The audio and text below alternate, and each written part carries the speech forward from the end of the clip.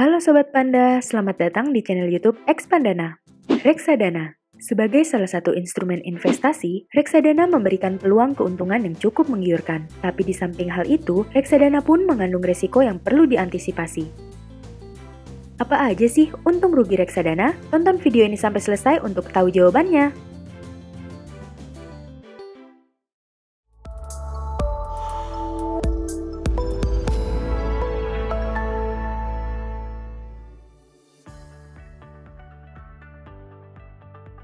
Keunggulan reksadana yang pertama dilihat dari sisi kemudahannya. Dalam reksadana, ada seorang manajer investasi yang mengelola dana secara profesional. Tentu, ini sangat memudahkan kita para investor pemula dengan keterbatasan pengetahuan dan waktu untuk melakukan analisa investasi.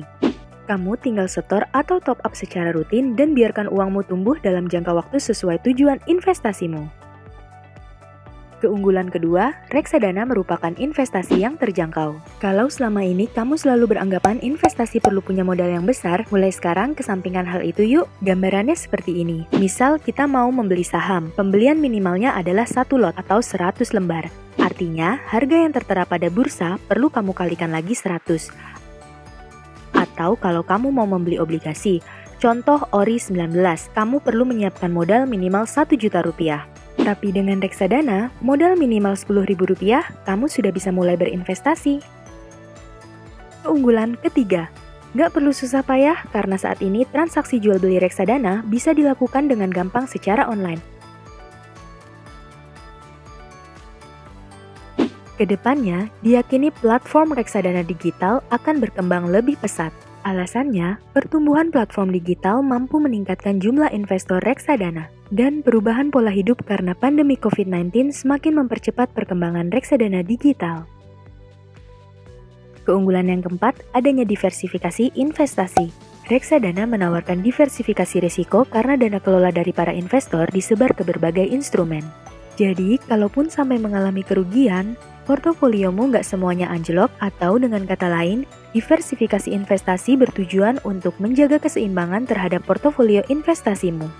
Keunggulan kelima, hasil dari investasi reksadana merupakan objek bebas pajak. Hal ini sesuai dengan ketentuan yang tertuang dalam Undang-Undang Nomor 36 Tahun 2008 tentang Pajak Penghasilan dan Undang-Undang Pasar Modal Nomor 8 Tahun 1995. Walaupun demikian, kepemilikan reksadana ini tetap harus dilaporkan dalam SPT.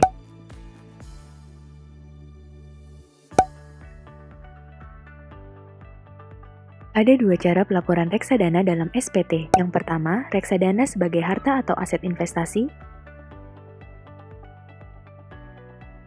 Dan yang kedua, pelaporan return reksadana sebagai penghasilan yang tidak termasuk objek pajak. Dan keunggulan yang keenam, reksadana sebagai produk investasi diawasi secara langsung oleh pemerintah melalui Otoritas Jasa Keuangan. Selain itu, pengelolaan dana pada reksadana terkenal transparan. Kamu juga nggak perlu khawatir ya dengan dana yang dimiliki, karena semua asetmu akan disimpan dan disetorkan pada bank kustodian.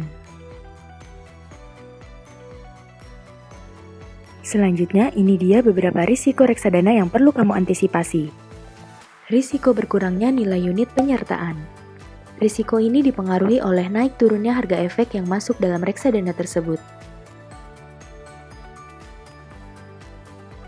Kedua, adanya risiko likuiditas. Berbeda dengan tabungan yang bisa diambil setiap saat, pencairan reksadana membutuhkan waktu minimal 2 hari dan maksimal 7 hari kerja, tergantung jenis reksadananya.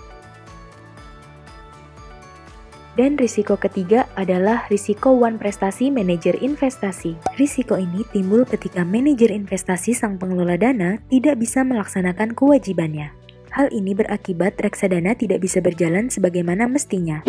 Maka dari itu, memilih manajer investasi terbaik menjadi hal yang sangat penting. Karena nggak hanya menentukan kinerjanya, tapi juga hasil dari reksadana itu sendiri. Itu tadi beberapa keunggulan dan risiko dari investasi di reksadana. Semoga video ini semakin menambah wawasan Sobat Panda seputar reksadana ya. Like video ini, subscribe, dan turn on notification untuk update video terbaru seputar investasi dan mengelola keuangan dari Expandana. Dan jangan lupa bagikan ke temanmu juga ya. Sampai jumpa di video berikutnya.